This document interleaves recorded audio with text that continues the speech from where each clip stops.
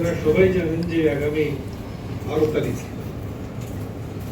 জাতীয় নির্বাচন অনুষ্ঠিত হবে, একই সাথে গণভোট অনুষ্ঠিত হবে।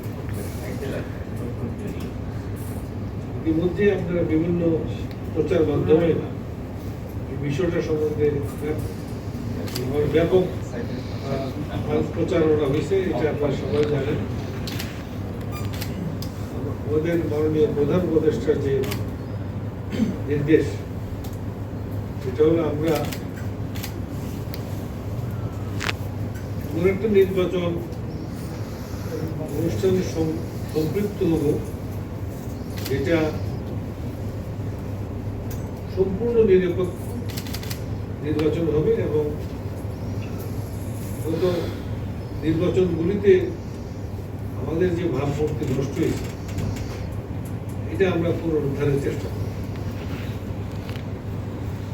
এটা আপনারা সবাই জানেন যে নির্দলীয় সরকার,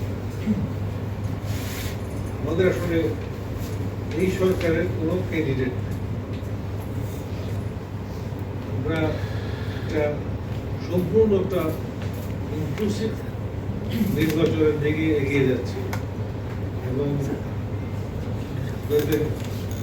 নিউজ ও প্রিন্ট মিডিয়ার যে অবদান, এটা আমরা সবাই জানি যে আপনারা এই নির্বাচনটাকে সাকসেসফুল করার জন্য আপনারাও আমাদের সাথে আসেন।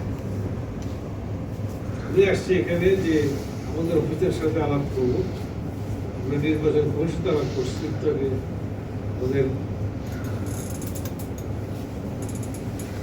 এখানে মিডিয়া আমাদের সরকারি দপ্তর যে তথ্য দপ্তর তাদের সাথে আলাপ করছে।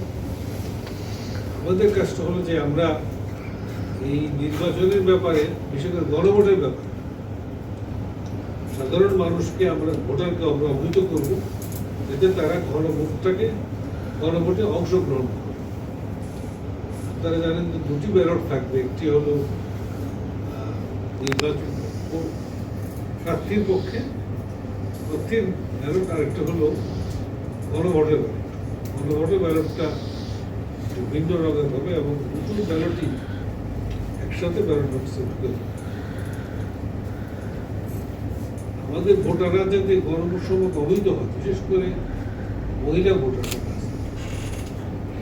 তারা যাতে এই গণভোটে অবৈধ হন এবং অংশগ্রহণ করেন, সেই জন্য তথ্য অধিদপ্তরে আমাদের যারা বিভিন্ন কর্মকর্তারা আছেন সবাই আসলে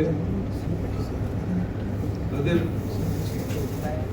কর্মশক্তি নিয়োজিত করেছেন, যাতে আমাদের তো অন্তত 50% মহিলা ভোটার, তাদের কাছে এই মেসেজটা পৌঁছে যে আপনারা গণভোটে অংশগ্রহণ করেন। এবং যেহেতু বেশিরভাগই লোকই আমাদের যারা ভোটার সবাই তো এক সমান শিক্ষিত নয়, বিশেষ করে মহিলাদের জন্য পুরুষ ভোটাররা বিভিন্নভাবে গণভোট সম্পর্কে জানতে পারেন, তাদের কাছে আসলে মেসেজটা পৌঁছানোর কোনো সুযোগ নেই, এটা দুর্বল কাজ। সেজন্য আমাদের সরকারি কর্মচারীরা, কর্মকর্তারা তাদের নিজস্ব দপ্তরের মাধ্যমে এই কথাগুলি মহিলা ভোটারের কাছে পৌঁছাচ্ছে। আমি আপনাদের এই ইলেকট্রনিক প্রিন্ট মিডিয়াকে অনুরোধ করব, আপনারাও দয়া করে এই গণভোটের ব্যাপক প্রচারে আমাদের সাথে সম্পৃক্ত হন, যাতে আমরা একটা নিরপেক্ষ নির্বাচন করতে পারি এবং মানুষ যাকে ভোট দিবে, ভোটাররা যাকে ভোট দিবে, সেরকম একটা সরকার এই দেশটাকে ভোট দিতে পারে। আমি আপনাদের সবাইকে ধন্যবাদ জানাচ্ছি। আপনি যেমন বললেন যে সরকারের কোনো পক্ষ নেই, গণভোট নিয়ে আপনারা প্রচার প্রচারণা চালাবেন, কিন্তু সরকারি কর্মকর্তারা যদি গণভোট প্রচারের নামে যদি বলে যে হ্যাঁ ভোট প্রচারণায় কতটুকু এটাকে কিভাবে দেখছেন? আজকে কিন্তু গতকাল দেখবেন যে সার্কুলার জারি হয়েছে, এখন আর কোনো কর্মকর্তাকে বলতে পারে, এখন হা বা না কারোর পক্ষে বলতে পারবেন না। আমরা নিরপেক্ষ ভাবে এই নির্বাচনটা আমরা পরিচালনা করব। এর আগে তো কতদিন আগে যখন হা ভোট সরকারি কর্মকর্তারা রাজশাহী বিভাগীয় কমিশনার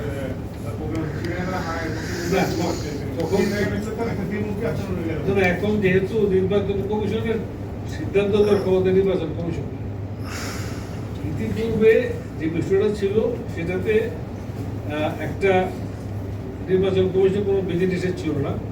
গতকাল একটা বিধিনিষেধ অবৃত হয়েছে। এখন থেকে কেউ এটা কথা বলতে পারবে।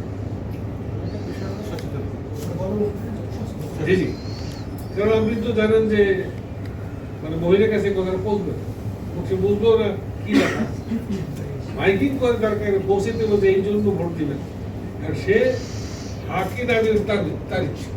স্যার আরেকটু পরিষ্কার করে যদি একটু জানতে চান, খুবই একেবারে সুনির্দিষ্ট ভাবে যে যেহেতু কমিশন বলে দিয়েছে যে হা বা না কোনো পক্ষেই প্রচারণা করা যাবে না এবং সরকারি কর্মকর্তারা যে অংশগ্রহণ করতে পারবে না, আজকে ব্যানারে যে লেখাটা দেখছি সেটা কি উদ্দেশ্য করে, এখান থেকে কি বার্তা নিয়ে যাবে না আমাদের কর্মকর্তারা? কি বলেছিল আমি একটু বলি যে সরকারি কোনো কর্মকর্তা কর্মচারী কখনোই Yeah. পারবে না। তারা যদি Correct. আমরা তারিখটাই বলেছি যে গণভোটের প্রচার এবং ভোটার উদ্বুদ্ধ হ্যাঁ স্যার, কি বার্তাটা আপনি দিতে আসছেন? আপনারা হলো এই যে আপনারা গণভোটে অংশগ্রহণ করবেন, স্যার এটা তো পলিটিক্যাল ইস্যু, এটা এই দায়িত্বটা হচ্ছে Political issue না। পলিটিক্যাল দলগুলো। সেটা পলিটিক্যাল ইস্যুটা বলবো না। এই সরকার তো নির্দলীয় সরকার। আমাদের যারা এখানে এই সরকারে আছেন কেউ নির্বাচনে যাচ্ছে পারবেন না। অতএব আমাদের দায়িত্বটা নিরপেক্ষ সরকার নিরপেক্ষভাবে নির্বাচন করা এবং যারা যিনি ভোটে জিতবেন তিনি নতুন সরকার গঠন করবেন। এই কিন্তু গণভোটের বিষয় হলো যে আপনারা সবাই জানেন যে ৩৬শে জুলাইয়ের পরে যে একটা নতুন সরকার প্রতিষ্ঠিত হয়েছে, চেঞ্জ আসছে, কিছু কিছু বিষয়ে মানুষের কথাবার্তা আছে যে তারা পরিবর্তন চায় কি চায়, এই বিষয়টা গণভোটে আছে। এখন কেউ হাওয়া বলতে পারে না বলতে পারে। ধন্যবাদ। শেষ একটা প্রশ্ন স্যার, কিছুদিন আগে স্যার রাষ্ট্রীয় গণভোটের প্রচারণা হলো, তখন একজন উপদেষ্টা বললেন যে সাংবিধানিক কোনো বাধা নেই প্রচারে সরকারি কর্মকর্তাদের। এখন আবার স্যার ইলেকশন অফিস বলছে যে এটা প্রচার করলে দণ্ডনীয় অপরাধ। এই জায়গাতে স্যার ইতিমধ্যে সরকারি যারা কর্মকর্তা আছে স্যার তারা বিভ্রান্ত হয়ে যাচ্ছে কিনা? না, বিভ্রান্তি না।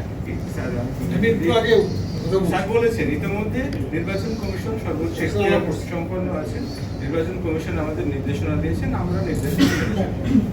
ধন্যবাদ আপনাদের সময় দিয়েছেন, অনেক ধন্যবাদ।